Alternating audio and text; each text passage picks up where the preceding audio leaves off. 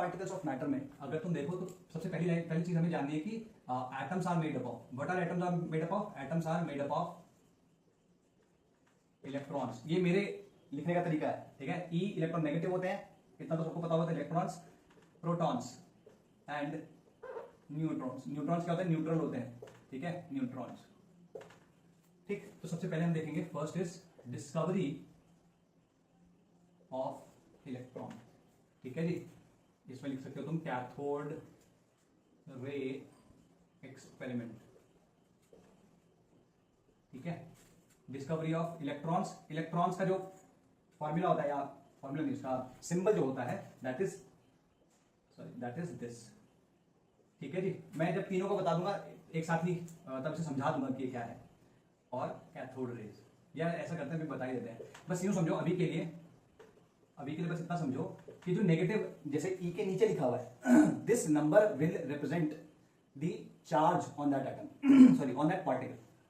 This E, ये जो alphabet लिखा है, this will be the symbol of that particle, और जो जीरो जहां पे लिखा है that will represent mass of that particle, ठीक है। अब जीरो मास नहीं होता है लेकिन बहुत कम होता है। तो इसको थोड़ा सा आगे जब मैं प्रोटॉन को बताऊंगा तो तुम्हारी और समझ में आएगा। तो ये कैथोड रे एक्सपेरिमेंट है, वो देखते हैं।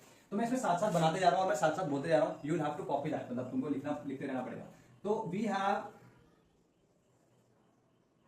ऐसे एक सिलिंड्रिकल ट्यूब हमारे पास है, ठीक है, जिसको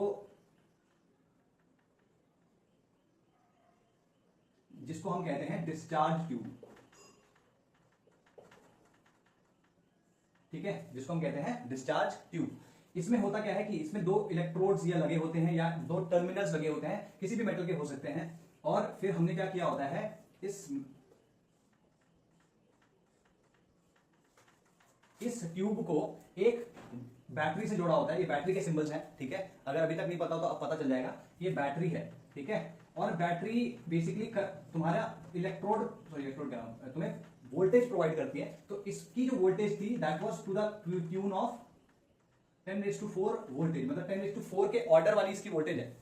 10,000 वोल्ट्स के आसपास हमें वोल्टेज यहां पे देनी पड़ेगी। क्लियर होगी बात? अच्छा, यहां पर गैस है, ठीक है जी, यहां पे गैस है, ओके। और फिर हमने क्या किया कि यहां से एक आउटलेट लिया, ठीक है, and we connected that outlet to a vacuum pump. Vacuum pump से हमने जोड़ दिया, ठीक है। तुम अगर देखो तो अगर तुम किसी, चलो ठीक है इसको समझाएंगे अभी। वैक्यूम पंप से क्यों किया, टू क्रिएट लो प्रेशर, ठीक है जी, टू क्रिएट लो प्रेशर, ठीक है जी, okay. Now what happened is कि तुम अगर ध्यान से देखो इसमें तो, या ये जो एक्सपेरिमेंट है पहले देख लेते हैं किसने किया है। This experiment was done by Julius Plucker ने 1869 में ये उसने एक्सपेरिमेंट किया था। 1869 में उसने ऐसी एकदम एक डिस्चार्ज ट्यूब डालने की लगाई और इस तरीके से उसने ये पूरा कॉन्ट्रैक्शन पूरा डिवाइस बनाया और इस तरीके से वैक्यूम पंप से कनेक्ट कर दिया। तो उसने जब देखा कि बिना वैक्यूम पंप से कनेक्ट करे हुए अगर वो हाईएस्ट से हाईएस्ट वोल्टेज जो उसके पास अवेलेबल है वो लगाता है तो यहां पर कोई करंट नहीं बहता, ठीक है। यहां पर उसने क्या किया था, गैल्वेनोमीटर भी लगाया था, ठीक है, गैल्वेनोमीटर भी लगाया था, तो कोई करंट नहीं बहता, ठीक। लेकिन जैसे उसने वैक्यूम पंप लगाया और वैक्यूम पंप लगा के उससे ये वहां पे लो प्रेशर क्रिएट करना शुरू किया, तो ऐसा हुआ कि जब प्रेशर, गैस का प्रेशर जो था वो 10⁻⁴ atm के आसपास आ गया, ठीक है। लो प्रेशर लिख सकते हो उसको, लो प्रेशर। अगर ये वैल्यू याद रहे तो अच्छा है कि 10⁻⁴ है, 10⁻⁴ है, ठीक है। तो लो प्रेशर जैसे ही हुआ तो यहां पर इस गैल्वेनोमीटर में करंट दिखने लगा, ठीक है। तो ये जो जूलियस प्लकर है उसने सिर्फ इतना जाना कि भाई यहां पर अगर मैं एक इस तरीके का कॉन्ट्रैक्शन बनाऊं और मैं उसमें हाई वोल्टेज उसके अक्रॉस लगा दूं और इसमें जो वैक्यूम पंप से इसमें लो प्रेशर कर दूं गैस का, तो वहां पे करंट बहने लगता है। ये उतना उसने बताया। अब अगर तुम देखो यहाँ पे हो क्या रहा होगा, देखो इसकी वॉल्यूम कांस्टेंट है, ठीक है, टेम्परेचर हम ऑलरेडी कांस्टेंट ले चुके हैं, तो पीवी इक्वल्स टू एनआरटी होता है भाई, पीवी इक्वल्स टू एनआरटी। तो टी कांस्टेंट है, वी कांस्टेंट है, तो अगर हम देखें तो P is directly proportional to N. तो अगर मैं इसमें से गैस निकाल दूं, इसमें लीस्ट नंबर ऑफ या जितने कम से कम एटम्स या मॉलिक्यूल्स गैस के रख सकता हूं उतने रखूं तो इसका प्रेशर भी और भी लो होगा, ठीक है। तो लो प्रेशर करने के लिए इस कंडीशन में we'll have to remove as much gas as possible. तो the lower the amount of gas in this tube the lower the pressure will be. Clear होगी बात? ठीक है जी, यहां तक तो आपका जूलियस प्लकर की बात हो गई। अब क्या हुआ, जब उसने देखा कि भाई ये जो करंट बह रहा है, ठीक है, तो करंट इनफैक्ट ये उसने गोल्डस्टीन ने देखा, गोल्डस्टीन ने 1876 में ये 76 में उसने ये एक्सपेरिमेंट किया। तो उसने देखा कि भाई यहां पर जब ये करंट बह रहा है इसका मतलब कुछ तो पार्टिकल्स होंगे जो इस इलेक्ट्रोड से निकल के इस इलेक्ट्रोड तक जा रहे होंगे, ठीक है। अब उसने देखा कि भाई ये उसने काइंड ऑफ इसको चेक करना चाहा। उसने क्या किया, यहां पर उसने एक छेद कर दिया इधर, ठीक है, इसको प्लेट को मैं इधर बना रहा हूं, इसका ऐसा फेस बना देते हैं, ठीक है। उसने ऐसा इसको किया, एक छेद बना दिया यहाँ पे, और यहां पर उसने क्या किया, एक ZNS की कोटिंग लगा दी, ZNS कोटिंग, ठीक है, जिंक सल्फाइड की कोटिंग लगा दी। तो जिंक सल्फाइड जो होता है तुम्हारा, ठीक, जिंक सल्फाइड इज फ्लोरेसेंट और फॉस्फोरेसेंट मटेरियल। इस पे जब छोटे छोटे पार्टिकल्स आके टकराते हैं तो एक फ्लैश, एक या फ्लोरेसेंस जो होती है वो पैदा होती है, ठीक है। तो जब उसने देखा कि यार यहाँ पे इलेक्ट्रॉन्स हैं, यहाँ पे अभी तक इलेक्ट्रॉन का कोई नाम नहीं है, यहाँ पर कुछ तो भी पार्टिकल्स होंगे जो कि इधर इधर जा रहे हैं। तो उसने देखा कि भाई ये पार्टिकल्स यहाँ पे हमें ऑब्जर्व हो रहे हैं, इसका मतलब इस प्लेट पे भी कहीं ना कहीं लग रहे होंगे, जिसकी वजह से पूरा का पूरा सर्किट कंप्लीट हो रहा है। भाई जब ये और ये जो पार्ट हैं ये जब दूर दूर हैं तो सर्किट कंप्लीट नहीं है, इसका मतलब करंट नहीं बहना चाहिए। लेकिन अगर करंट बह रहा है तो इसका मतलब सर्किट कंप्लीट होगा। सर्किट कंप्लीट कैसे हुआ, यहां से जो गैस थी, या सॉरी उसने ये कहा कि यहां पे जो ये कैथोड है, सॉरी इनको इसने कैथोड और एनोड कहा था, दिस इज द, ये नेगेटिव टर्मिनल है, ये पॉजिटिव टर्मिनल है, तो ये नेगेटिव हो गया और ये पॉजिटिव हो गया, ठीक है। तो इसको उसने कहा कैथोड और इसको, इस वाले को उसने कहा एनोड, ठीक है। तो उसने कहा कि भाई ये जो कुछ तो पार्टिकल्स है जो कैथोड से निकल के एनोड तक जा रहे हैं, ठीक है। उसको चेक करने के लिए उसने ZNS का स्क्रीन लगाया। ZNS पे जैसे जैसे हमने वो क्या कहते हैं फ्लैशेस देखे, फ्लोरेसेंस देखी, तो हमें समझ में आ गया कुछ तो पार्टिकल्स हैं जो कि यहाँ पे टकरा रहे हैं, ठीक है। ये क्लियर होगी बात, वेरी गुड। अच्छा, क्योंकि ये पार्टिकल्स कैथोड से निकल रहे थे, because this it was assumed ना कि ये कैथोड से निकल रहे हैं, तो जब लगा कि कैथोड से निकल रहे हैं तो गोल्डस्टीन ने उनका नाम रख दिया that these are cathode ray particles या कैथोड रेज। कैथोड से निकल रही तो कैथोड रेज होगी, ठीक है। दूसरा चीज उसने क्या कहा, उसने कहा कि यार इसपे क्योंकि ये नेगेटिव चार्ज प्लेट है और ये पॉजिटिवली चार्ज प्लेट है, तो जो पार्टिकल्स यहां से यहां तक चल के जा रहा है पॉजिटिव चार्ज प्लेट की तरफ खींचा चला जा रहा है, इसका मतलब उसका चार्ज नेगेटिव होना चाहिए, है ना। भाई ये पॉजिटिव प्लेट है ना, तो इसका चार्ज जो पार्टिकल जो जा रहा है उसकी तरफ, उसका चार्ज तो नेगेटिव होना चाहिए, अदरवाइज अगर वो नेगेटिव नहीं होता तो ये प्लेट उसको रिपेल कर देती कि नहीं। तो this is what he proposed. यहां तक की कहानी अभी क्लियर हुई, ठीक है जी, ओके ठीक है। नाउ इसके साथ साथ एक और चीज उसने ऑब्जर्व करी विच वाज दिस, कि देखो जैसे या इनफैक्ट कह लो कि ये ऑब्जर्वेशन एग्जैक्टली उस टाइम पे नहीं हो पाई, ये थोड़ा सा बाद में हुई, लेकिन मैं अभी बता रहा हूं। ये ऑब्जर्वेशन क्या थी कि उसने कहा कि इंस्टेड ऑफ कैथोड ये जो पार्टिकल्स आ रहे हैं they are coming from this gas, ठीक है। और गैस क्या बताया उसने, जैसे H हाइड्रोजन गैस है, ठीक है, मैं उसका एटम में ले रहा हूं। हाइड्रोजन गैस वैसे H2 में होती है, मैं उसका अगर एटम लेता हूं तो atom will get ionised like this, oxygen gas will get ionised like this, या nitrogen gas will get ionised like somewhat like this, ठीक है। तो व्हाट ही सेड इज कि ऐसे ही कोई पार्टिकल्स हैं, ऐसे ही कोई पार्टिकल्स हैं जो कि which are moving towards the positive terminal, the anode, and these were the particles he called cathode rays, ठीक है। इसके पास मैं थोड़ा सा बाद में आऊंगा, क्लियर होगी बात। तो ये उसने जान के मतलब कितना उसने काम कर लिया, ठीक है। तो कैथोड रेज की डेफिनेशन लिख लो। The when the current started to flow, it was assumed that some kind of negative particles were coming out of cathode, negative terminal, cathode bracket में negative terminal of the discharge tube, and they were moving towards the positive terminal, anode of the discharge tube. Since they were coming from out of cathode terminal, since they were coming out of cathode, they were named as cathode rays, and this tube was called cathode ray tube. तो CRT कभी सुना है, CRT monitors या CRT TV, ठीक है।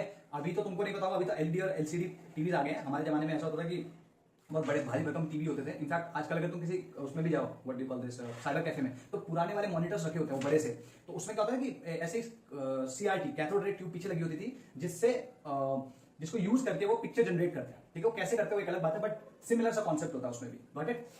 तो ये तुम्हारा कैथोड रे एक्सपेरिमेंट हो गया जी, ठीक। अब आगे की बात हुई कि भाई इसमें और क्या लोगों ने किया या इसकी कैरेक्टरिस्टिक्स क्या थी। तो देखो मैंने 3 लोगों के नाम लिए थे। मैंने पहले का नाम लिया था जूलियस प्लकर, जिसने कैथोड रेज होती है, मतलब ऐसा कुछ फिनोमेना है कैथोड रे ट्यूब का, वो डिस्कवर किया, या इन्वेंट तो नहीं कहना चाहिए, डिस्कवर किया। उसके बाद फिर ये गोल्डस्टीन साहब आए। गोल्डस्टीन साहब ने देखा कि यार जो भी ये कैथोड रे बोली जा रही है जिनको, ये कैथोड रेज नेगेटिव चार्ज है, इतना उसने क्लियर कर दिया। हालांकि उसने ये, क्योंकि अभी हम देखेंगे जो प्रोटॉन या फिर एनोड रेज या कैनाल रेज होती हैं उनके बारे में भी गोल्डस्टीन ने बताया, वो हम बाद में देखेंगे। फिर आए तुम्हारे थॉमसन साहब। थॉमसन साहब ने एक्चुअली में बताया कि ये जो पार्टिकल है जो कि मूव कर रहा है towards this terminal, that particle is electron. तो इसलिए हम हमेशा क्रेडिट करते हैं थॉमसन को for the discovery of electron. If you search on the internet you will find, like अगर तुम बोलो who is the discoverer of या who discovered electron, J Thomson, that will be the name. तो Thomson साहब ने क्या किया, अब इसके बाद वाली जो कहानी है उसके लिए थोड़ा सा यहाँ पे हमें ये चीज मिटानी पड़ी है। इनफैक्ट मैं इसको मिटा नहीं रहा हूं, मैं क्या करता हूं ना, इसका एक्सटेंशन यहां बना रहा हूं, ठीक है। तो यूं समझो कि यहाँ पे हमारे पास एक इस तरीके की प्लेट है और उस पर हमने होल किया हुआ है। ये जो प्लेट, ये इसी को मैं एक्सटेंड कर रहा हूं, यूं समझ लो इस तरीके का कुछ हुआ। यहां से तुम्हारी कैथोड रेज आ रही है, ठीक है जी, यहां से कैथोड रेज आ रही है, ठीक है। यहां पर क्योंकि एक छेद है, इस यहां पर जो छेद है ये इसलिए किया गया था, ये शायद मैंने बताया नहीं, ये छेद इसलिए किया गया था ताकि प्लेट ही पूरे के पूरे कैथोड रेज को एब्जॉर्ब ना कर पाए। कुछ कैथोड रेज उस होल के थ्रू अगर चली जाएंगी तो they will get observe on this screen. Same way हमने यहाँ पे भी इस तरीके से एक टर्मिनल लिया जिसमें छेद है, और इस टर्मिनल को अगेन हमने वैसे ही कनेक्ट किया हुआ है to the positive terminal of a battery. मैं पूरा सर्किट नहीं बना रहा हूँ, ठीक है। अब यहाँ पे हमने क्या किया है हमें वो देखना है। ये तो सर्किट हो गया, ठीक है, तो ये तो सर्किट हो गया। अच्छा, अब जो ये इलेक्ट्रॉन्स का मूवमेंट है, या सॉरी इलेक्ट्रॉन कैथोड रेज का जो मूवमेंट है, ये कैथोड रेज का मूवमेंट, जैसे मान लो इसको यहां ना लिख के यहां कर लेते हैं, यहां से पार्टिकल्स की एक लेयर निकली, ठीक है। तो ये पार्टिकल्स की लेयर जो है अभी यहाँ पे इस तरीके से, सॉरी एक बीम समझ लो, पार्टिकल्स की एक बीम निकली और वो इस तरीके से इस पे स्ट्राइक कर सकती है, ठीक है। तो ये जो अपने थॉमसन भैया इन्होंने क्या किया, इन्होंने यहाँ पर एक इस तरीके से प्लेट्स लगा दी। ये प्लेट्स किस चीज की हैं, ये जो प्लेट्स यहाँ पे हैं दीज आर इलेक्ट्रोड्स जिसके थ्रू एक इलेक्ट्रिक फील्ड लगाया है। इलेक्ट्रिक फील्ड में जैसे अगर तुम एक पॉजिटिव प्लेट और एक नेगेटिव प्लेट लगा दो तो पॉजिटिव से नेगेटिव की तरफ एक इलेक्ट्रिक फील्ड जो है वो बन जाता है, ठीक है जी। Are we clear about this, ठीक है। जब उसने ये प्लेट लगाई, ठीक, और उसने अभी तक इलेक्ट्रिक फील्ड स्टार्ट नहीं किया, तब तक तो ये सीधे सीधे मूव करती रही, ठीक। लेकिन जैसे ही उसने इलेक्ट्रिक फील्ड लगाया तो क्योंकि ये नेगेटिवली चार्ज थी तो they started moving in this direction. Like यहां तक तो सीधे सीधे ऐसी आई, फिर यहां से वो इस तरीके से ऊपर चली गई। तो जो फ्लैशेस हम यहां देख रहे थे, अब वो फ्लैशेस हमें यहां कहीं पे या यहाँ कहीं आसपास में, और जैसे जैसे तुम इलेक्ट्रिक फील्ड को वेरी करते चले जाओगे तो ये फ्लैशेस तुम्हें ऊपर नीचे कहीं ना कहीं दिखेंगे। Got it. तो तुम देख रहे हो क्योंकि नेगेटिव चार्ज है इसीलिए पॉजिटिव प्लेट की तरफ भागे होंगे, है ना। तो इसने ये कंफर्म कर दिया कि इसके ऊपर नेगेटिव चार्ज है, ठीक है। दूसरी चीज, जब हमने इस पे एक मैग्नेटिक फील्ड लगाया, तो अब मैग्नेटिक फील्ड लगाने के लिए हमने क्या किया, हमने यहां पर एक मैग्नेट लगा दिया,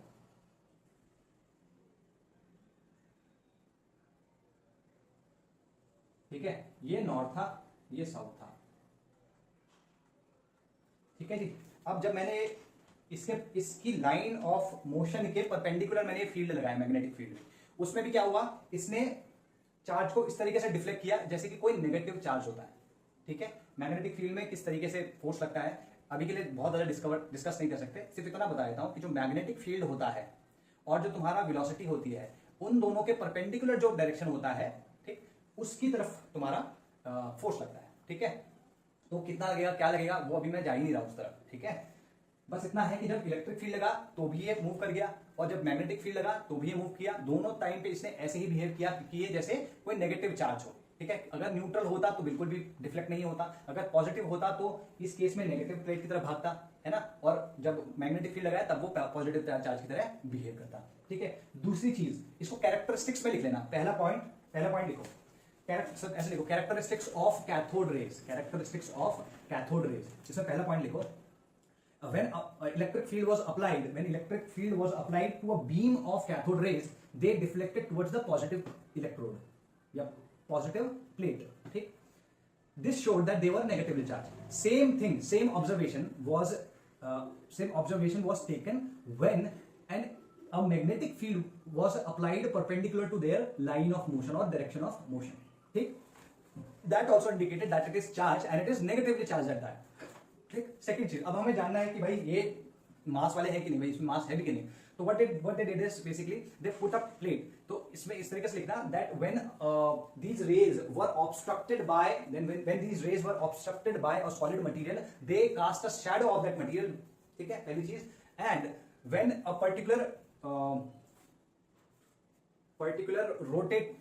rotatable wheel was pedal wheel was put there, it started to rotate. तो अगर पेडल व्हील, जैसे तुमने देखा होगा किसी बिल्डिंग में ना ऐसे छोटे छोटे कप से लगे होते हैं 4 अलग अलग डायरेक्शन में, ठीक है, और वो घूमते हैं तो वो बताते हैं कि हवा चल रही है. तो सेम वे अगर तुम क्या कहते हैं, अगर तुम्हारे पास ये बीम है और बीम इस पेडल से टकराएगी तो डेफिनेटली उस व्हील को वो मूव कर सकती है. तो दैट एग्जैक्टली व्हाट हैपेंस कि जो तुम्हारी बीम है ना, वो किसी पेडल से टकरा रही है, और टकरा रही है तो अपना मोमेंटम उसमें ट्रांसफर कर रही होगी, और अगर अपना मोमेंटम उसमें ट्रांसफर कर रही है तो it is able to move that.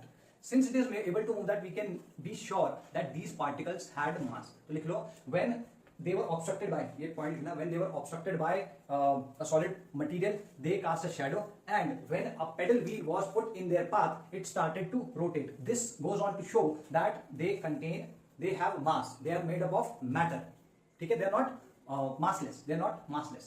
तो वो पार्टिकल्स हैं, इतना क्लियर हो गया. तो यहां से 2 चीजें हमें पता चल गई कि क्लियर है कि ये वो मास है, पार्टिकल है, और वो नेगेटिवली चार्ज है.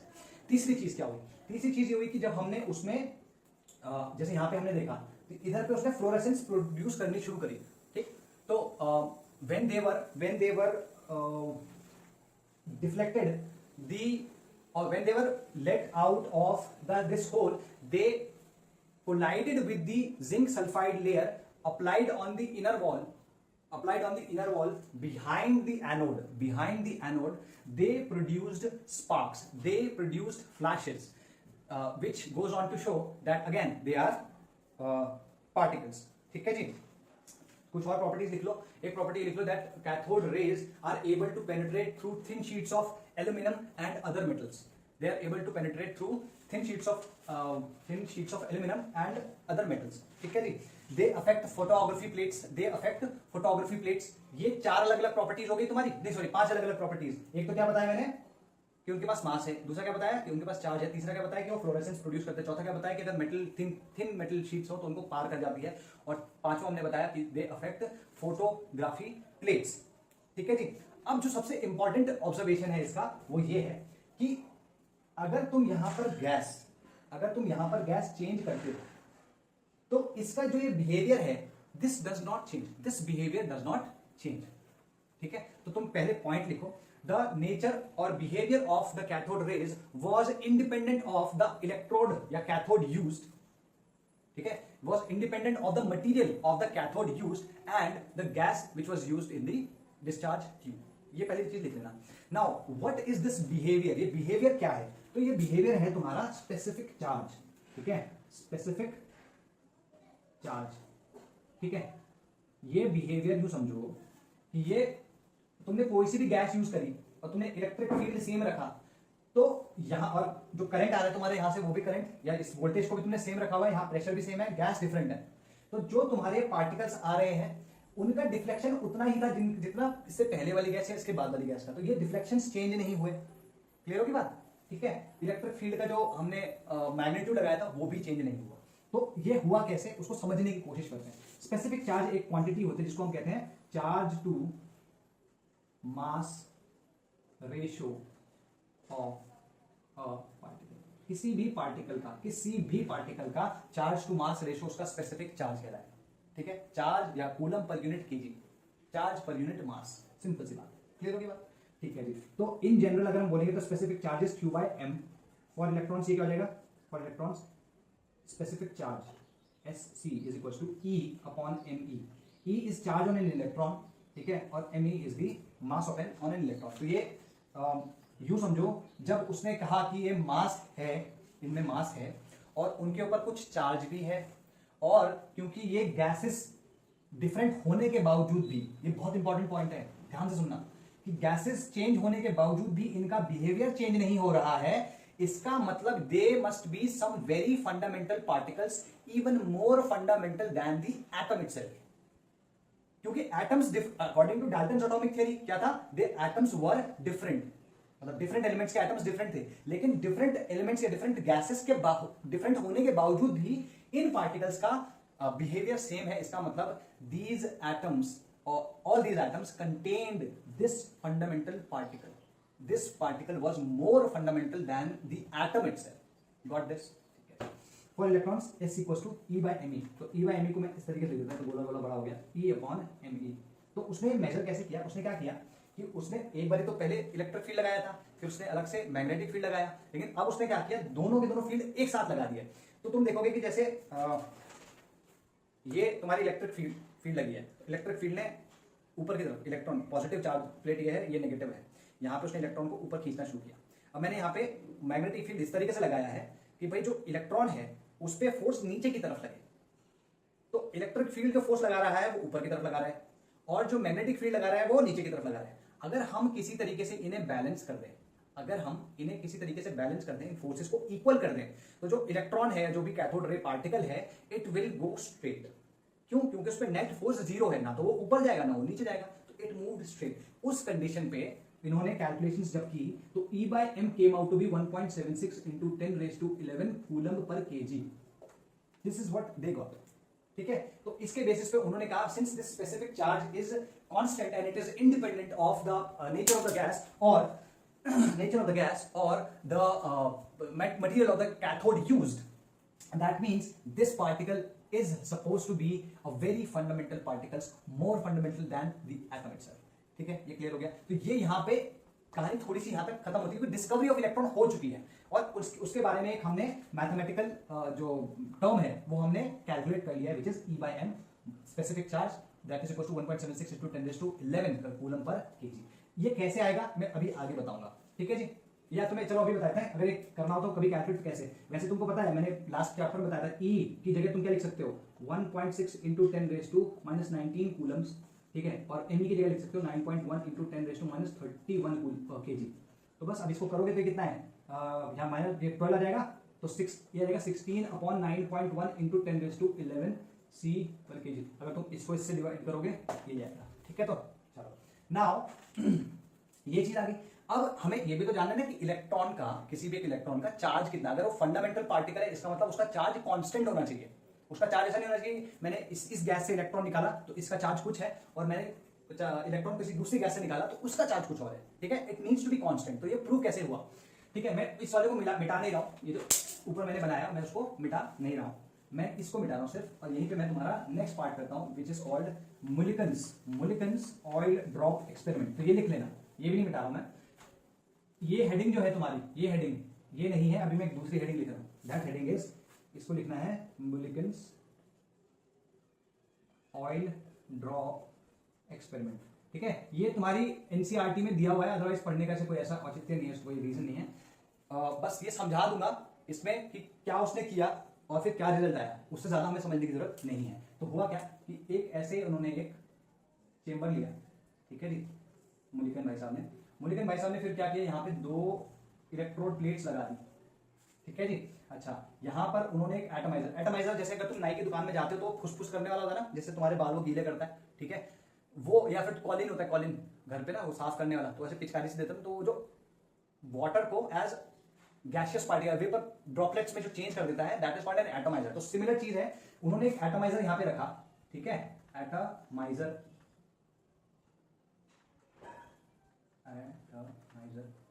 ठीक है, वहां से उन्होंने ड्रॉपलेट्स, ऑयल ड्रॉपलेट्स यहां पे फेंकी।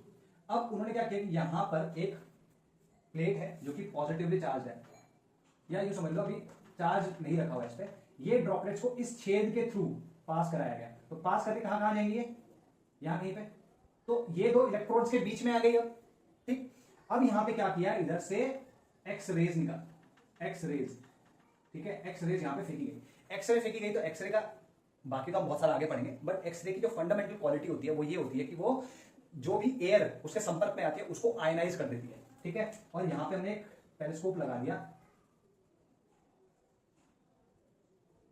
ठीक है जी। तो यहां से हम इसको ऑब्जर्व भी कर रहे हैं।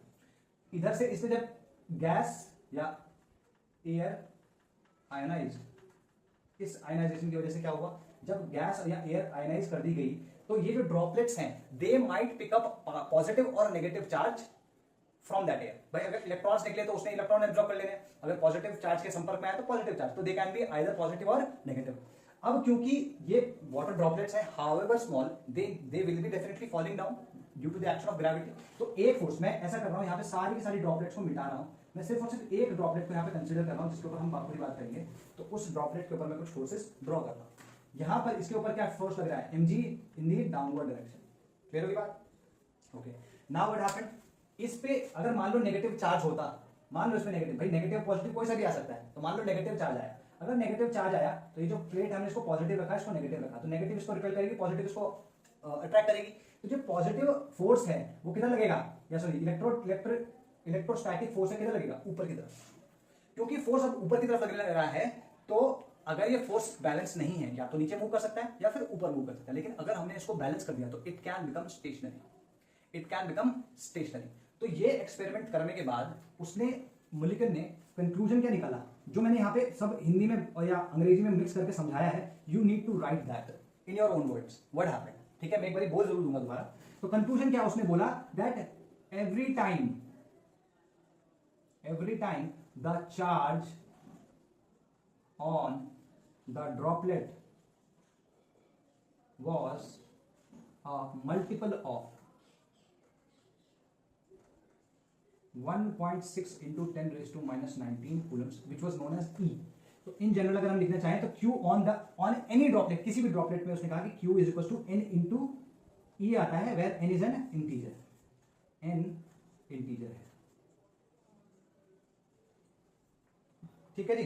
तो क्योंकि N, उसने कहा कि जो भी चार्ज आएगा वो इस E का मल्टीपल है, इसका मतलब क्या हुआ कि ये जो E वैल्यू है, this is the smallest charge possible, है ना। अगर इससे छोटा होता तो इससे छोटा अगर अवेलेबल होता तो हो सकता है किसी एक में उसका मल्टीपल आता, लेकिन क्योंकि इसी का मल्टीपल आ रहा है, इसका मतलब सबसे छोटी इकाई, सबसे छोटा चार्ज ये E है। That means this is the charge on an electron, क्योंकि इलेक्ट्रॉन क्या है, फंडामेंटल पार्टिकल है, और ये जो चार्ज है, ठीक है, that is the smallest possible charge, इसका मतलब ये चार्ज इलेक्ट्रॉन पे होना चाहिए। This is how he got the charge of an electron. तो जब E इक्वल्स टू, ठीक है, ये E जो मैंने चार्ज लिखा है, when E came out to be equal to 1.6 into 10 raised to minus 19 coulombs, then mass of electron came out to be कैसे, ये क्या आएगा, E upon E by m। E upon E by m का मतलब क्या, 1.6 into 10 raised to minus 19 coulombs upon 1.76 into 10 raised to 11 coulomb per kg। यहाँ से अगर तुम मास देखोगे तो 9.1 into 10 raised to minus 31 kg आएगा, ठीक है जी। तो ये तुम्हारा मोलिकल्स ऑयल ड्रॉप एक्सपेरिमेंट है। तो अभी हमारे पास क्या क्या खबर आ गई है, हमारे पास ये खबर आ गई है कि electron is a fundamental particle, it is negatively charge, it has a mass which is equals to this and it has a charge which is equals to this, ठीक है। तो ये बेसिक खबर हमारे पास आ चुकी है, electron as a fundamental particle हमारा स्टैब्लिश हो चुका है, ठीक। अब हम बात करेंगे आगे कि आगे क्या हुआ, ठीक है, आगे क्या हुआ वो देखते हैं। आगे हम यही से शुरू करेंगे, इसको मैं मिटा रहा हूं, अच्छा इसमें बोल देता, लिखवा देता हूं उसमें, ठीक है। We took container where we placed two metal plates on which an electric field could be applied, ठीक है। We atomized some oil droplets, we atomized oil into some oil droplets and we let them fall those oil droplets down that container. There was a hole made on the upper plate and the droplets were made to fall through that hole.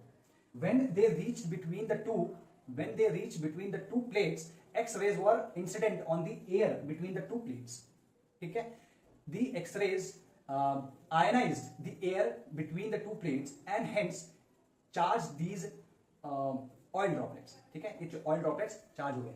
These oil droplets now would experience gravitational force and electric force if any electric field is applied on these two plates. When an electric field was applied on these plates, it was observed that these droplets, oil droplets, could be made to stand still when total force on these oil droplets was zero या balanced, ठीक है। Through that he concluded that he did that experiment quite a few times and then concluded that the charge on any droplet in any case was an integral multiple of 1.6 into 10 raised to minus 19 coulombs. This was a charge which was designated to electron. ठीक है, क्योंकि electron negative है, ठीक है, क्योंकि electron negative है या हम उसको बाय कन्वेंशन कहते हैं कि नेगेटिव चार्ज है, तो हम E को जनरली 1.6 में ऐसे लिख लेते हैं इन केस ऑफ इलेक्ट्रॉन. ठीक है, ये ध्यान रखना. Okay, now let's talk about discovery of protons. इसको लिखते हैं हम P+. P+ को लिखने का तरीका क्या है, क्योंकि इसके पास मास भी 1 है और चार्ज भी 1 है, तो हम इसको इस तरीके से भी लिखते हैं. ठीक है, ये स्मॉल p है, कैपिटल P नहीं है, स्मॉल p. ठीक है, इनको हम कहते हैं कैनाल रेज और एनोड रेज. ठीक है, एनोड रेज. अच्छा, इसको तुम एनोड रे एक्सपेरिमेंट कह सकते हो. क्यों कह सकते हो एनोड रे एक्सपेरिमेंट? क्योंकि एक्चुअली में कोई डिफरेंस नहीं है इस एक्सपेरिमेंट में और पिछले डिफरेंस में कुछ एक्सपेरिमेंट में कोई डिफरेंस नहीं है. क्यों नहीं है एक्सपेरिमेंट में डिफरेंस? क्योंकि ये दोनों के दोनों एक्सपेरिमेंट साथ में ही किए गए थे और गोल्डस्टीन द्वारा किए गए थे. तो क्या उसने लॉजिक लगाया वो देखो. उसने कहा कि यार ये क्योंकि इलेक्ट्रॉन्स यहाँ पे जा रहे हैं, है ना, ये नेगेटिव चार्ज पार्टिकल्स इधर जा रहे हैं, इतना तो उसने एस्टैब्लिश कर लिया था, इलेक्ट्रॉन्स नहीं बोला था, लेकिन नेगेटिवली चार्ज पार्टिकल्स क्योंकि यहाँ जा रहे हैं, और गैस जो होती है या कोई भी एटम या मैटर होता है वो इनहेरेंटली न्यूट्रल होता है. तो अगर चार्ज कोई मतलब उस मैटर से कोई ऐसा पार्टिकल निकल रहा है जो नेगेटिवली चार्ज है, तो उसने अज्यूम किया कि ऐसा भी हो सकता है कि ऐसा भी क्या, ऐसा होना ही चाहिए कि कोई पॉजिटिव पार्टिकल भी निकल रहा हो. जैसे अगर तुम देखो ये न्यूट्रल था, अब क्योंकि इसमें से कोई नेगेटिव पार्टिकल निकल रहा है तो डेफिनेटली इसमें से कोई ना कोई पॉजिटिव पार्टिकल निकल रहा होगा. तो भाई साहब ने एक्सपेरिमेंट को उल्टा कर दिया. भाई साहब ने क्या किया कि यहां से ZNS जो है वो हटा दिया. ठीक है, गोल्डस्टीन भाई साहब ने ये तिकड़मबाजी लगाई और इस तरीके से उन्होंने इसको हटा दिया, यहाँ पे नॉर्मल प्लेट लगा दी. अब उन्होंने क्या किया, इधर पे जो प्लेट लगाई वो थोड़ी सी और परफोरेटेड लगा दी. ठीक है, इसमें बहुत सारे और छेद कर दिए, इसमें तो एक ही था, खूब सारे छेद कर दिए. ठीक है, और यहां पर उसने ZNS का स्क्रीन लगा दिया, बाकी सब उसने सेम रखा. तो इसमें लिख लो इस एनोड रे एक्सपेरिमेंट में पहले ये पॉइंट लिखना और फिर लिखना उस पे since atoms are neutral and negative particles came out of those atoms, it is logical to assume that some positive particles do exist inside the atom. Considering this, Goldstein made some changes to the cathode ray experiment or the discharge tube that was used in the cathode ray experiment. What he did is he used a perforated cathode in this case and he put ZNS screen behind that cathode. ठीक है, these are the two changes. बाकी सब same है. यहाँ पे जो battery लगी है, बैटरी का जो वोल्टेज है वो भी उतना ही है. यहाँ पे वैक्यूम पंप लगेगा, वैक्यूम पंप की वजह से जो यहाँ पे गैस होगी, गैस का जो प्रेशर है वो भी 10⁻⁴ होगा. गैस यहाँ पे कोई सी भी हो सकती है, यहाँ पे हाइड्रोजन भी हो सकती है, ऑक्सीजन भी हो सकती है, नाइट्रोजन भी हो सकती है, कोई सी भी हो सकती है. लेकिन क्या है कि हर एक एक्सपेरिमेंट करने पर ये चेंज करेगा. पहले एक गैस के साथ करेगा, फिर दूसरे साथ, फिर तीसरे के साथ, एक साथ सब मिक्स करके नहीं. ठीक, तो उसने पहले गैसियस हाइड्रोजन का यूज किया. हाइड्रोजन का यूज किया तो उसने देखा कि जब इसका प्रेशर गैस का जो प्रेशर है वो कम कर दिया जाए तो यहां पर इस स्क्रीन पर इन होल्स के अक्रॉस, मतलब जस्ट सामने फ्लैशेस दिखने लगे. तो ही वाज अमेज्ड. क्या मतलब, ही वाज एक्सपेक्टिंग दिस कि भाई यहाँ पे इलेक्ट्रॉन जब गए हैं, जब negative particles to the right गए हैं तो कुछ positive particles to the left भी जाने चाहिए. And when he saw that he was like really happy कि पॉजिटिव चार्ज जो वो पोस्टुलेट कर रहा था, जो वो गेस कर रहा था, वो ट्रू था. ठीक है, अब उसने क्या किया, इसमें बाकी सब चीजें तो सेम आ गई, तो अब इसमें उसकी कैरेक्टरिस्टिक्स कैसे उसने जांची. सारी की सारी कैरेक्टरिस्टिक्स सेम है. कैसे क्या भाई, जैसे ये नेगेटिव की तरफ जाता है, ये पॉजिटिव की तरफ जा रहा है. ठीक है, और अगर चलो ठीक है, एक एक करके बताते हैं. सारी की सारी कैरेक्टरिस्टिक्स जो कि तुम्हारी कैथोड रेस की थी वो होंगी. उसमें से 3 कैरेक्टरिस्टिक्स हैं जो कि डिफरेंट है. तो जो सेम है, पहले एक बार जस्ट उनको let's go through them, summarise कर लेते हैं. जो सेम थी वो ये थी कि भाई उनके ऊपर मास था. अगर तुम कोई पेडल व्हील लगा दोगे तो वो घूमने लगेगा.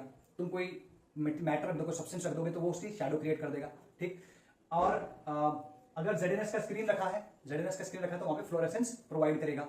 They will also affect the photographic plate. They can also penetrate the aluminum foil or foils of other metals. अब जो 3 प्रॉपर्टीज यहाँ पे ये इसके साथ मेल नहीं खाता वो क्या क्या है. पहली चीज तो ये कि these positive particles, they moved from anode to the cathode. They moved from the anode to the cathode in the opposite direction of the cathode, ठीक है, कैथोड रेज। ये तो पहला पॉइंट हो गया। दूसरा, इसी का दूसरा पार्ट है इसी पॉइंट का कि भाई ये पार्टिकल्स को जब हमने इलेक्ट्रिक फील्ड के अंदर रखा या मैग्नेटिक फील्ड के अंदर रखा तो they behave like positive charge particles, they behave like positive charge particles. तो इस पर्टिकुलर पॉइंट से हमें यह पता चला कि that these particles are actually positively charge particles. Got this? Second जो इसमें डिफरेंस है वो है कि तुम्हारा डिफरेंट गैसेस के लिए जो इनका बिहेवियर था, डिफरेंट गैसेस के लिए जो इनका बिहेवियर था वो डिफरेंट था। ठीक, इसका मतलब ये जो चार्ज पार्टिकल्स हैं they are not the fundamental particles, ठीक है, they are not the fundamental particles. हाँ, लेकिन जो उसमें पॉजिटिव चार्ज आ रहा है वो किसी फंडामेंटल पार्टिकल्स के वजह से आ रहा है, ये क्लियर था। ठीक है, तीसरा चीज लिख सकते हो, द स्पेसिफिक चार्ज, ये इसी का पार्ट है, या ये कह लो थर्ड पार्ट लिख लो, specific charge of these particles varied, दोबारा बोल रहा हूं, the specific charge of these anode rays और these particles varied as the gas varied. And इसी वाले का पॉइंट, इसी थर्ड वाले पॉइंट का छोटा सा पॉइंट और है, बी करके लिख लेना, the specific charge of anode rays was less than the specific charge of the cathode rays. ठीक है, ये डिफरेंसेस हैं, बाकी सब चीजें सेम है। अब ये डिफरेंट कैसे हैं वो देखते हैं। देखो भाई, पहले तो स्पेसिफिक चार्ज की बात कर लेते हैं, बाकी सब तो हम देखेंगे।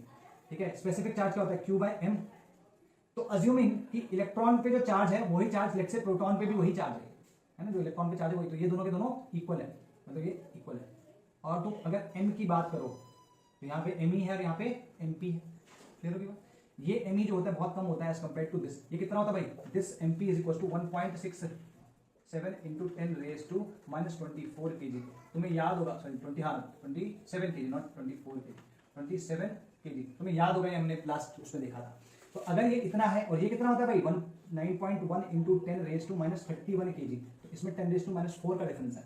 अगर छोटी चीज से किसी एक्स चीज को डिवाइड करो और उसी चीज से किसी बड़ी चीज से डिवाइड करो, तो ये वाला जो होगा डेफिनेटली कम आएगा और ये वाली जो क्वांटिटी होगी डेफिनेटली ज्यादा आएगी, क्योंकि ये न्यूमरेटर सेम है और जब डिनोमिनेटर अलग अलग हो तो वो वाली क्वांटिटी बड़ी होती है जिसका डिनोमिनेटर छोटा होता है। ये मैथमेटिक्स है बेसिक। ठीक है, क्लियर होगी बात? तो ये उन्होंने स्पेसिफिक जो चार्ज था वो बताया। ठीक है, ओके, सिंस इसमें बस एक चीज और लिख लो, since these particles move from the anode rays towards the cathode rays, they were named as anode rays और किनार रेज। ठीक है जी, ओके। नाउ इसमें जो चीज हमें ध्यान देने की है कि इसमें प्रोटॉन की डिस्कवरी कैसे हुई। अभी तक तो उसने बोला कि जो चार्ज आया है वो किसी फंडामेंटल पार्टिकल की वजह से आया, लेकिन वो फंडामेंटल पार्टिकल्स क्या है वो नहीं समझ में आया। तो उन्होंने क्या किया, उन्होंने हाइड्रोजन के साथ एक्सपेरिमेंट किया, उन्होंने ऑक्सीजन के साथ एक्सपेरिमेंट, बहुत सारी और गैसेस के साथ एक्सपेरिमेंट किया। तो तुम देख रहे हो कि चार्ज जैसे सब में एक ही है तो ई सबका सेम रहेगा। अब मैं इलेक्ट्रॉन और प्रोटॉन की बात नहीं कर रहा हूं, इलेक्ट्रॉन और ये सॉरी कैथोड रेज और एनोड रेज के बीच में कंपैरिजन नहीं कर रहा हूं। अब मैं एनोड रेज के बीच में ही कंपैरिजन कर रहा हूं। तो एनोड रेज और एनोड रेज के बीच में अगर कंपैरिजन करूं तो ये एक ये आएगा और E अपॉन MO आएगा, समझ रहे हो ना, mass of hydrogen atom, mass of oxygen atom and E upon mass of nitrogen atom for example. तो E अगर मान लो तीनों का हम सेम माने, है ना, यहाँ पे दिख रहा है किस तरीके का कुछ है, तो अगर हम सेम मानते हैं तो इसका मास सबसे कम है, इसका मास उससे ज्यादा, सॉरी इसका थोड़ा सा ज्यादा है और इसका सबसे ज्यादा है। तो ये जो ओवरऑल क्वांटिटी होगी ये सबसे ज्यादा ये होगी, देखो फर्स्ट नंबर ये होगा, सेकंड नंबर इसका होगा, थर्ड नंबर इसका होगा। तो क्योंकि तुमने देखा कि जितने भी उसने एक्सपेरिमेंट्स किए उसमें जो सबसे ज्यादा स्पेसिफिक चार्ज आया वो सिर्फ और सिर्फ हाइड्रोजन में आया। तो उसने कहा कि हाइड्रोजन में एक ही प्रोटॉन है, मतलब it is the lightest of atoms, it is the lightest of atoms. तो उसका जो आयन होगा वो भी लाइट होगा। इसका मतलब ये जो पार्टिकल बचता है, ये वाला particle, this is the smallest positive charge possible and this is a fundamental particle called proton. दोबारा बोल रहा हूं, because H plus is the smallest and the lightest ion, they said that it is the fundamental particle, ठीक, and it is the smallest positive particle possible and it is the fundamental particles called proton। ठीक है, तो proton को लिखने का तरीका मैंने एक तो बता ही दिया था कि चार्ज उस पर 1 है, P उसका सिंबल है, 1 उसका मास है ना, 1 टाइम्स 1 AM उसका मास है। ठीक है, अगर मैं इसको लिखना चाहूं तो मैं इसे ऐसे भी लिख सकता हूं, ये तुम्हारा प्रोटॉन का फॉर्मूला या सिंबल कह दो। ठीक है, तो इसमें लिखो, अगर तुम इसमें E बाय N इसका कैलकुलेट करना चाहोगे, इसमें E बाय N इसका सॉरी E बाय M इसका कैलकुलेट करना चाहोगे तो E कितना है, 1.6 into 10 raise to -19 coulomb upon M क्या हो जाएगा इसका E by m 1.67 into 10 raised to -27 kg। ठीक है, तो ये आता है 9.5 into 10 raised to 7 coulomb per kg, ये उसका आता है। ठीक है, तो तुम्हें ये ध्यान रखना है कि फंडामेंटल पार्टिकल प्रोटॉन है, ये कैसे पता चला, और E by m इसका ये होता है। तो ये सब चीजें याद रखने वाली है। अब लास्ट पार्ट है which is the neutron. Neutron कैसे मिला?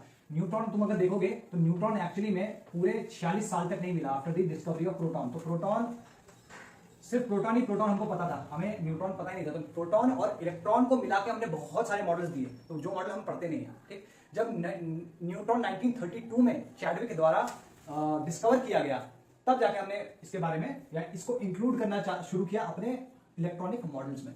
तो देखो क्या बात कर रहे थे हम, वेट, न्यूट्रॉन की। तो डिस्कवरी ऑफ न्यूट्रॉन, न्यूट्रॉन को लिखने का तरीका मैं ऐसे लिखता हूं, तुम इसको लिखोगे इस तरीके से, क्योंकि इसका चार्ज 0 होता है, n इसका सिंबल होता है, इसका मास 1 होता है। इसको केनाल रेज या कुछ ऐसे नहीं कहते, क्योंकि इसका एक्सपेरिमेंट इस तरीके का कुछ एक्सपेरिमेंट नहीं हुआ था।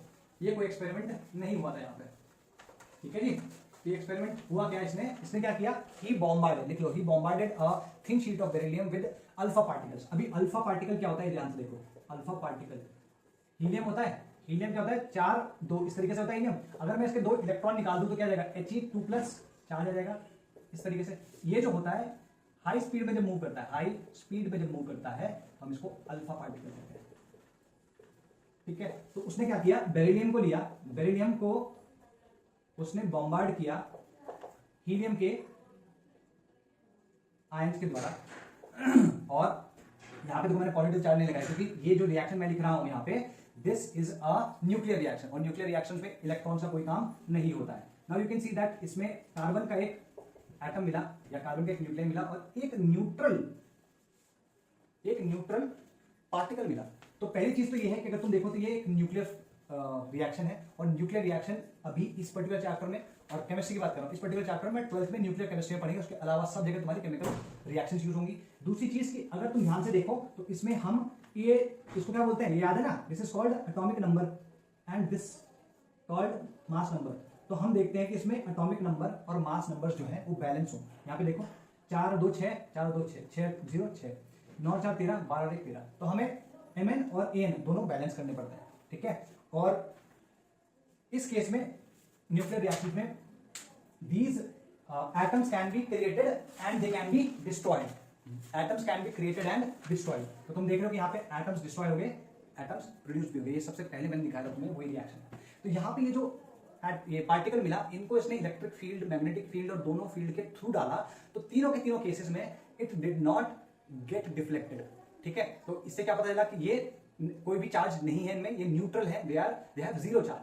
और जो उसके बाद नेक्स्ट चीज उसमें पता चली वो ये थी कि slightly these are slightly heavier than protons. तो लिखो neutrons are neutral particles which are slightly heavier than protons. ठीक है, this is how the discovery of neutron was made. ठीक है जी, okay, so we have 3 fundamental particles, electron, protons and neutrons, और इनके तीनों के अगर तुम्हें डिस्कवरी को याद रखना तो ये एक हिंदी का वो है, ईंट पर नाच। ठीक है, ईंट मतलब इलेक्ट्रॉन, T is टा is Thomson, P is proton, Ra is Rutherford, Nach neutron, Cha is Chadwick. So having said that, let's take a look at, like this is, I have written the summary of these particles now. ठीक है, particles की क्या summary है वो देखो। ठीक, यहाँ पे हमने 3 particles लिखे हैं, उन तीनों के मैंने सिंबल्स लिखे हैं। ये तीनों सिंबल्स हमने कल देखे थे, ये सिमिलर सा है। ठीक है, ये हम देख चुके हैं। इलेक्ट्रॉन का चार्ज देखो भाई, कल तुमने देखा होगा कि मैंने मिलिकन्स ऑयल ड्रॉप एक्सपेरिमेंट तुमको कराया था। तो मिलिकन्स ऑयल ड्रॉप एक्सपेरिमेंट में देयर वाज जो एक फंडामेंटल चार्ज आया था, जिसका मल्टीपल बाकी सारी की सारी ऑयल ड्रॉपलेट्स में था, that came out to be equal to 1.6 into 10 raised to minus 19 coulombs, and that charge was called E. The charge was represented by E.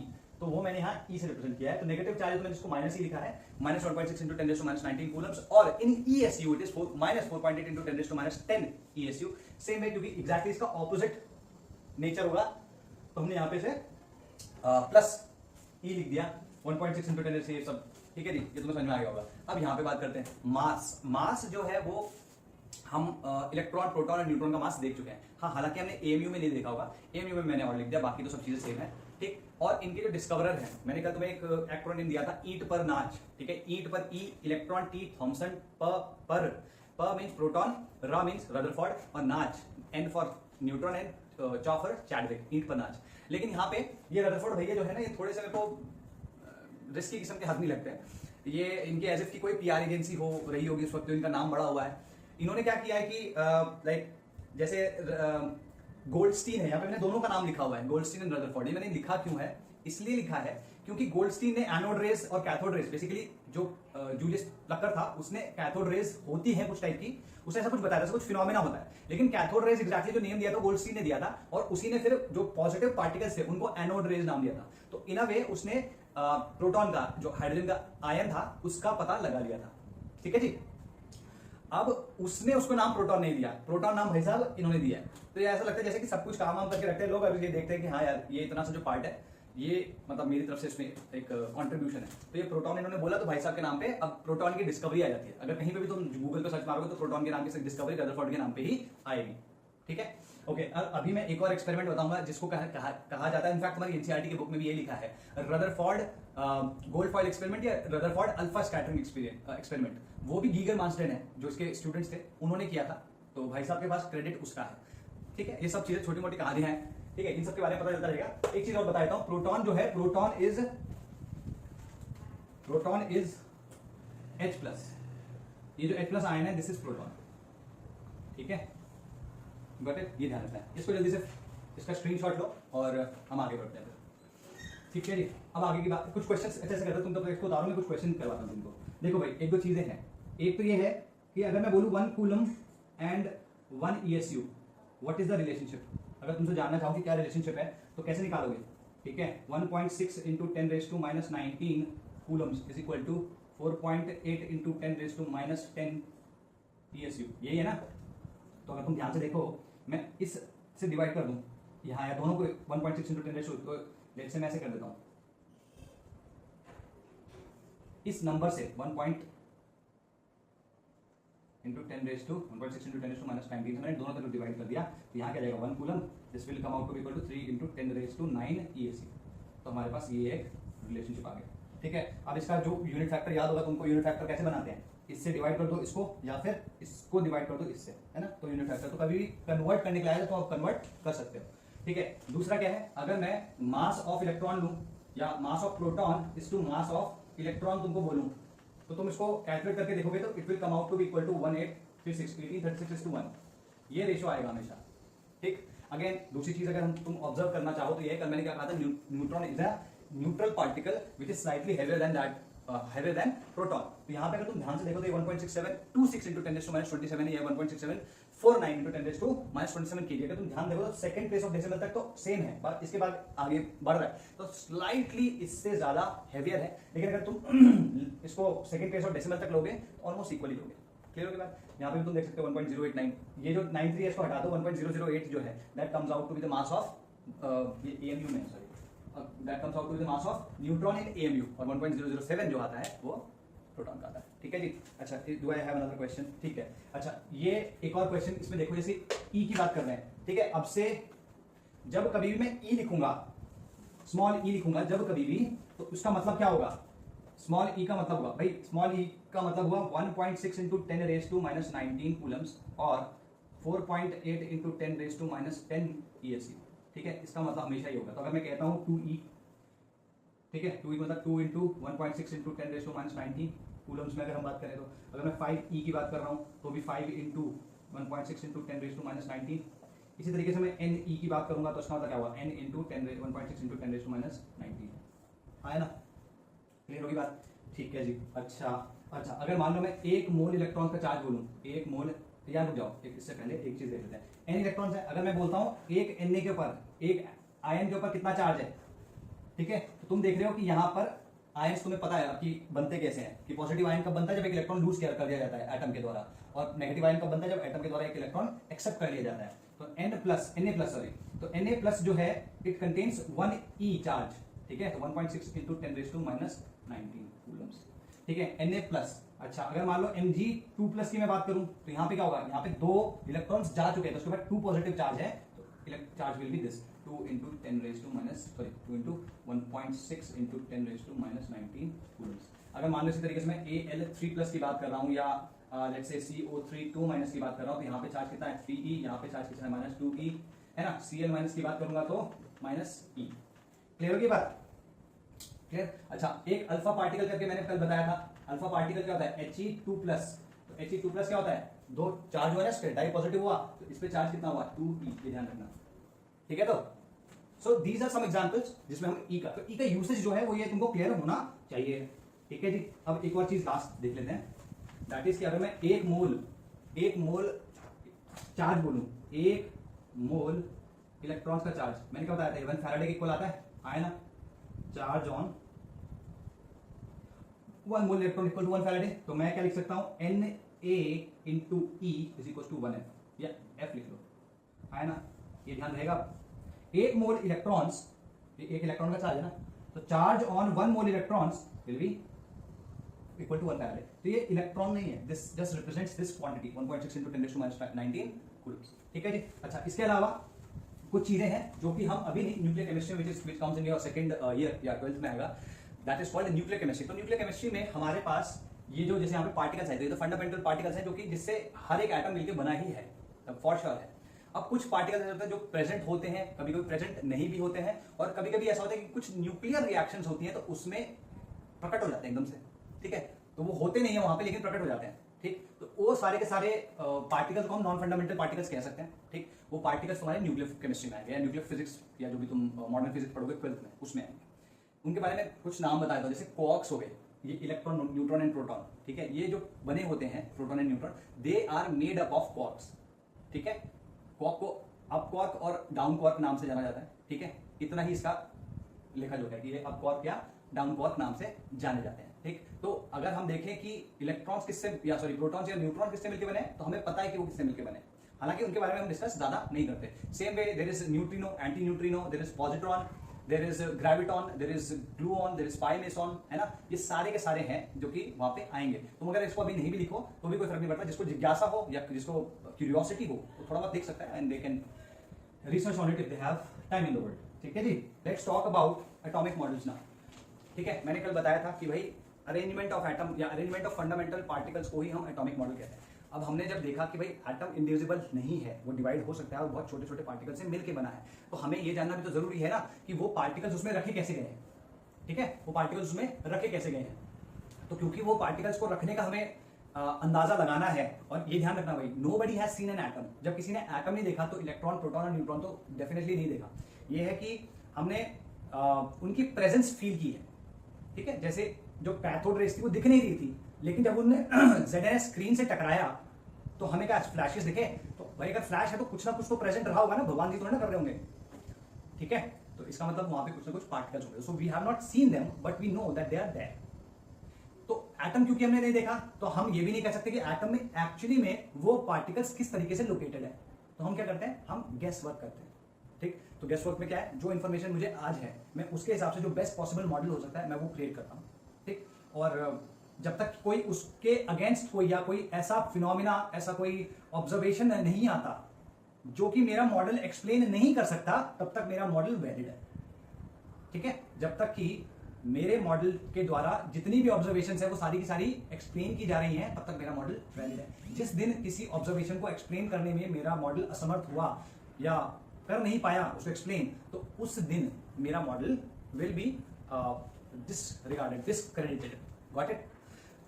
तो मॉडल बेसिकली इसी तरीके से एटम के मॉडल्स भी बनते गए, बिगड़ते गए, क्योंकि नई नई इंफॉर्मेशन आती गई तो नए नए मॉडल्स आते गए। तो मैंने तुम्हें 4 मॉडल बताए थे, Thomson, Rutherford, Niels Bohr and then quantum mechanical. तो हम आज जो पढ़ेंगे थॉमसन मॉडल पढ़ेंगे, उससे पहले हम एटॉमिक मॉडल की डेफिनेशन लिखते हैं। लिखो, models expressing the relative arrangement of the fundamental particles of an atom inside the atom are called atomic models, ठीक है। models expressing the relative arrangement of the fundamental particles of an atom inside the atom are called atomic models. The first atomic model is Thomson's model, जिसको तरबूज model कहता हूं मैं, Thomson's atomic model, ठीक है, तो इसे एक्सप्लेन करना कोई बहुत बड़ी बात नहीं। तरबूज देखा होगा, आजकल तो खाई रहे हो, गर्मी हो रही है, तो तरबूज अगर अभी भी ध्यान नहीं दिया हो, जब उसको बीच से काटते हो तो व्हाट यू सी इज की एक रेड सा एक सर्कल है, ठीक है, उसमें बीच में कहीं कहीं पे ब्लैक कलर के दाने होते हैं, उसके बीज जो होते हैं, ठीक है। तो इसका मॉडल भी कुछ इसी तरीके का था, हालांकि वो 3 डायमेंशनल था, ठीक है। एक स्फीयर ले लो, एक बॉल ले लो, फुटबॉल ले लो चाहे, अगर तुम इसके ऊपर ऐसे नेगेटिव चार्ज बिखरे हुए पाओ, क्लियर होगी बात, और ये जो पूरा तुम्हारा बॉल बना है that is made up of positive charge, इसको इस तरीके से समझो। जब ये मॉडल आया था, ये 1904 में आया था, ठीक है, तो 1896 और 1897 में तुम्हारा प्रोटॉन और इलेक्ट्रॉन प्रोटॉन और इलेक्ट्रॉन जो था तुम्हारा वो डिस्कवर हो चुका। उस वक्त तक हमें सिर्फ, या थॉमसन भाई साहब को सिर्फ और सिर्फ प्रोटॉन और इलेक्ट्रॉन के बारे में ही पता था और कुछ नहीं पता था उनको। तो उन्हें लगा कि यार जब प्रोटॉन और इलेक्ट्रॉन है और एटम एग्जिस्ट कर रहा है as a stable entity, that means that they must be arrange in some stable way, ठीक है। अब क्योंकि इतना भी पता है कि भाई जो प्रोटॉन है उसका मास जो है वो इलेक्ट्रॉन के हिसाब से बहुत ज्यादा है, तो व्हाट ही सेड इज कि जो पॉजिटिव चार्ज है, प्रोटॉन्स ऑफ द एटम है, वो मिलके एक बॉल बनाते हैं, जो बॉल यहां पे दिख रही है, that sphere is made out of that positive charge, those protons, ठीक है। क्योंकि इलेक्ट्रॉन तो बहुत छोटा होता है, प्रोटॉन बहुत बड़ा होता है उसके कंपैरिजन में, तुमने देखा है इनके मास का जो रेशियो होता है 1836 होता है, 1836:1। तो उसने कहा कि एक बहुत बड़ा सा स्फीयर है, ठीक है, और जो स्फीयर का साइज उसने बताया वो 10⁻10 मीटर्स के आसपास, उस रेंज में बताया, व्हाट। अब इस स्फीयर में all through out positive charge है, इवन इनसाइड दैट स्फीयर, और यूनिफॉर्मली डिस्ट्रीब्यूटेड पॉजिटिव चार्ज। इस स्फीयर के, पॉजिटिव स्फीयर के ऊपर इलेक्ट्रॉन्स लगे हुए हैं, एम्बेडेड है, जैसे मैंने तुम्हें बताया ना वो तरबूज, या अंग्रेजी में प्लम पुडिंग बोलते हैं, पुडिंग होती है उसके ऊपर प्लम रखे होते हैं, ठीक है, किशमिश जैसे, तो वो जो रखे हुए हैं वो दे विल रिप्रेजेंट इलेक्ट्रॉन्स। जैसे तरबूज, इसको छोड़ो, तरबूज को देखो, तरबूज में ये जो बीज हैं they are representing the electrons, और जो रेड मास है तुम्हारा, ये रेड जो दिख रहा है दैट रिप्रेजेंट्स योर प्रोटॉन और द पॉजिटिव स्फीयर, ठीक। इलेक्ट्रॉन क्यों रखे गए हैं? इलेक्ट्रॉन इसलिए रखे गए हैं ताकि एक तो उसका जो न्यूट्रलिटी है, इलेक्ट्रिकल न्यूट्रलिटी, वो मेंटेन हो सके। भाई अगर 10 प्रोटॉन से मिलकर स्फीयर बना है तो 10 इलेक्ट्रॉन्स रखे तो होने चाहिए उसके ऊपर, है ना, ताकि वो पूरा का पूरा इलेक्ट्रिकली न्यूट्रल हो जाए।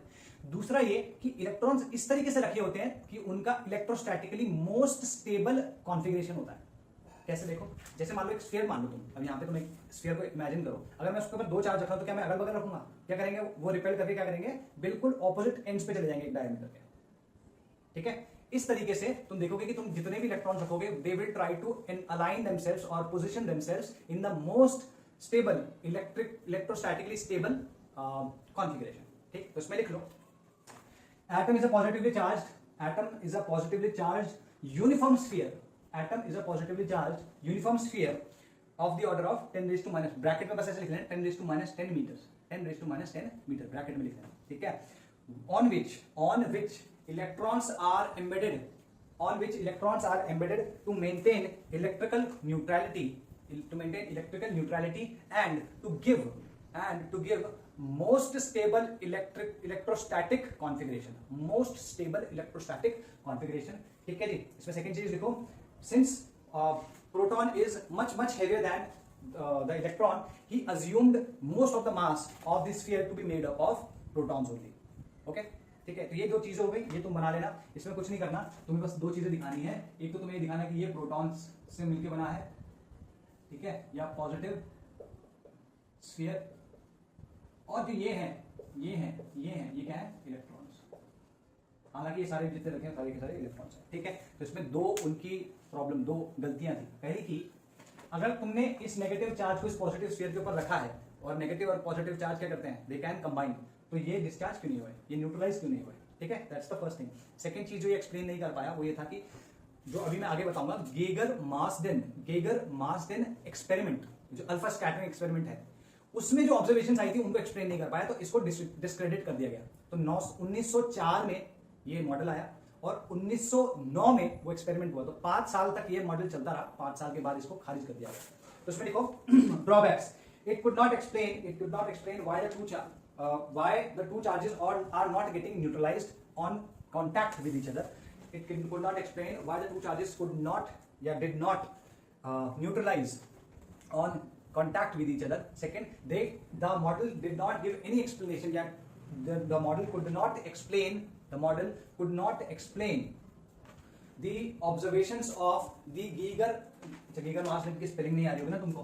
गीगर मासडेन की स्पेलिंग रहती है ये, Geiger and Marsden, Geiger Marsden alpha scattering experiment,